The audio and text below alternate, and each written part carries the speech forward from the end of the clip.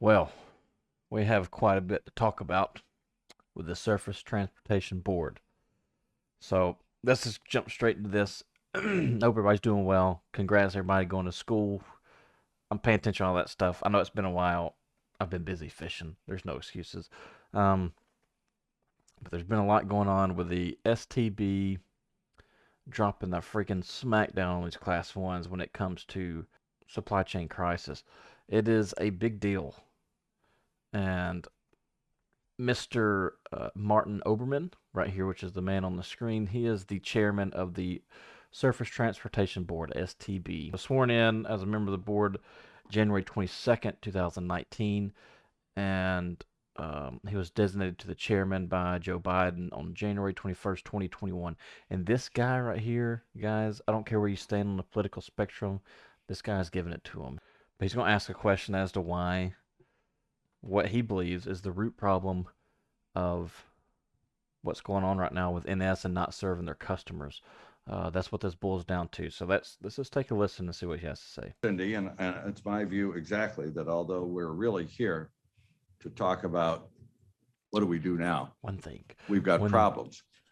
we I got think problems. it's almost impossible without examining how we got here.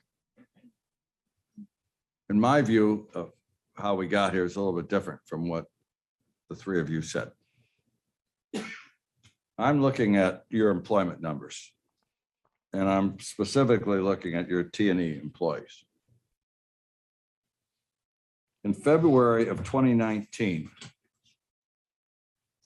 according to our data, you had 11,556 T&E employees. That was just before your flawless execution of PSR. T&E employees is conductors, engineers, transportation. Just for anybody watching that's not sure.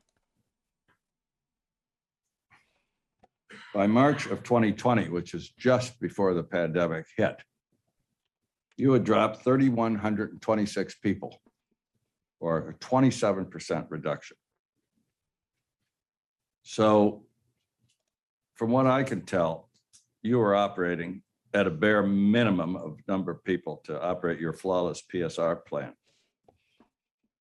And while it's true, the pandemic itself was unexpected, as some of the previous witnesses pointed out, interruptions with rail service and employee availability are not unique to the outdoor sport which you all operate in.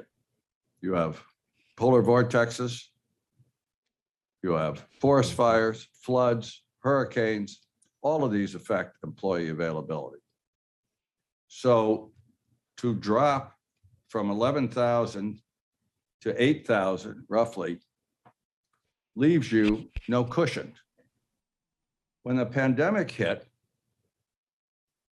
and somebody said, I think Annie said, that shipments went down because all businesses were affected. And that's true. No one knew what was going to happen. We didn't know if the pandemic was going to last a month or 10 years. But you didn't wait to see what would happen. You dropped another 8.5% beyond the 27% you'd already dropped. You dropped. I want y'all to pay attention to this part. He's talking about how after the pandemic hit, they even still furloughed more people during the pandemic. Just remember this part. Remember that he's now referring to during the pandemic. You didn't wait. You still furloughed employees. From 8,400 to 7,700, another 700 people over from March to June. 3 months. And in fact, long before the pandemic ended, because it hasn't ended yet, traffic started to come back by the summer of 2020.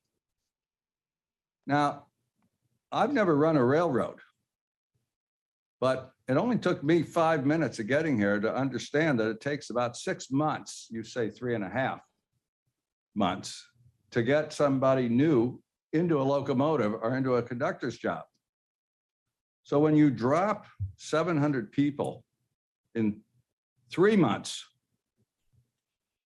were you thinking about what would happen if traffic came back? How you were going to get those 700 back? And the question I would ask, and I'm going to ask every railroad, now that we've been through this, have you figured out that going from 11,000 to 8,000 may not have been a good business operating plan. And I don't talk about PSR. I know the labor folks do and other folks do, and it has good aspects and bad aspects. I don't hear an operating plan require you to have too few people on the payroll to run whatever plan you have. So what I'd like to know is, has NS and have the others figured out, you know what, this idea of dropping 25 or 30% of our workforce, not a good idea. We need a cushion. And I have no idea how many people you need. I don't know if you need to go back to 11,000. But I know this, you need more than 8,000. And all I hear is you've got trainees, you've got conductor courses. I haven't yet heard a number, and I'd like to hear it. How many people have actually come out of the course over the last year and are at work now? And how many have otherwise retired and left? And what's the net? Because when I look at the net numbers, I don't see much increase. And do you have a corporate plan to say, as hard as it is to hire, we all understand it's hard to hire. We're going to go back up to 9,000, 10. I don't know what the number is. So we don't have this problem again. Because it's pretty clear we're going to have more pandemics, and this one may keep going. We're in the middle of a surge right now. I'm pretty sure there's going to be a polar vortex next winter. So that's what I want to hear. I don't want this problem to come back again through a flawless PSR plan. I have some other questions, but this is the area that I think is at the heart of the acute problem that's facing the country. All right, I'll start. So when we go back in time to the 2018 into 2019, where I discussed in my remarks around flawless implementation of PSR and headcount came down, that was a function of longer trains. It was a function of terminal consolidation, that the demand for people wasn't as strong. And so the whole change in the reduction was a function of being able to move the traffic effectively and efficiently by our service measures. Wrong. As a result of the changes that were made. Wrong. So that kind of gets us through the 11,000 to 8,000 kind of change. I think that's actually good news, because today, if we needed 11,000 people, and that's with the demand that we had to have based on how we ran the railroad, and we had attrition of whatever attrition number is, percentage of 11,000 is higher than a percentage of, let's say, 8,000. We would actually have to hire more in a very challenging labor market. So that's how I see 2018 to 2019. And then your point around the pandemic in 2020 and not knowing where the bottom was, economies were shut down. We know ours was. We looked at Europe and across the globe. And it was anybody's guess, Mr. Chairman, as to how traffic would come back. We talked to our customers. The entire automotive industry went down, to and include the inputs, the plastics and the metals that support the making of that product, because people couldn't be in factories. And so it was anybody's guess as to what was going to happen. And it came back, thankfully, as quickly as it did. If we might misdiagnosed our read on that, based on what we knew at the time, you could say we did. You definitely did. But I would tell you that I think of these issues as two separate issues. And we want to have the right number of people, and that's across the board, not just T&E, mechanical people, engineering people, and so forth, to run our company effectively and efficiently for our customers. We do not have a business without our employees doing the work and having enough of them to serve our customers. Absolutely true. And Annie, I don't know if all right, so she passes it on to Annie, which this guy sitting next to him, I don't know, he's a clown. Anyway, so let's go back to remember what I said earlier. They still laid off 700, 800 employees during COVID when it hit from March to June within 3 months. She completely avoided that question. She simply just said, we've got to have enough people to service our customers. And they didn't. They still don't have enough people. So that just shows you have to pay attention to these jokers on this high of a level.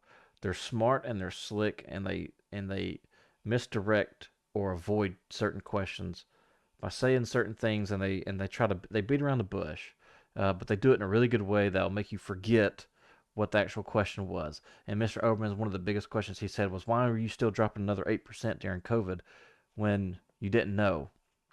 She just said that she didn't know. They didn't know when the traffic was going to come back. So if you don't know, yeah, it could be 3 months from now, it could be 3 years from now. If you don't know, why just keep your employees, pay them guaranteed just in case traffic was to come back. The cushion that Oberman's talking about. That blows my mind, man. Like, why? I got caught up in the furloughs and everything else in that first initial in 2019. Um, but I just don't understand from a business standpoint. Like, if y'all have ever heard of the term lean, right? Because companies love to run lean. Less employees are necessary. That is what lean stands for, and that's what these morons are trying to do. They're trying to run longer trains and have the trains specifically scheduled at every hour, perfectly planned with zero cushion. And that's what Oberman's really pushing. And it's just one of the clips I really wanted to show you guys and show you where the heart of the problem was. Along one of the Annie says that there's supposed to be a new class every week until the end of the year and the foreseeable future. So that means, I mean, you're going to have hundreds and hundreds of thousands of conductors going to training. Some of them aren't going to make it. I would say probably 30 to 40% probably won't make it, or either go in and straight quit. So they have to overhire and then, then scale back. So it's just crazy. Seeing this is so great, and not everybody has the time to watch all of this. We're going to go over Norfolk Southern's VP's responses. We're going to listen to the unions. I think there might be general chairmans where they come in and they speak about the problems that they see within the company. That they're engineers. You have a yardmaster that works for BN that talks. You have NS engineers talk. It's all good stuff. Really, really good stuff. And I'm going to slowly start to break this down, day by day, because I find this really interesting, and I love to see these class ones finally getting just smacked around like they should have been getting for years now with this stupid PSR clean sheet bull crap. So, anyways, thank you guys for sticking around. Sorry it's been so long. Things will start to tick back up here soon. The spawn is over with. I still fish all the time, but the spawn's over with, and some really good things are happening in the rail industry that a lot of you need to hear about. So, with that being said, you can subscribe if you'd like to. Like the video if you want to. Hats for sale still on the Etsy store. Feel free to go get you one. Take it easy. Thank you guys for subscribing to the channel. We're almost at 3,000. 3,000 is creeping up quick. So anyways, TikTok. I have a TikTok, by the way. I posted one video and it got over 200,000 views. So if you have TikTok, I'm on there. I might even jump on a Twitter game now that Elon has made that deal. But anyways, y'all take it easy. Be safe. Good luck to everybody going to school. If you have any questions, do not hesitate to comment down below. Send me a message on Facebook. Whatever you need to do, links down below. And I will see you guys on the next one. Bye.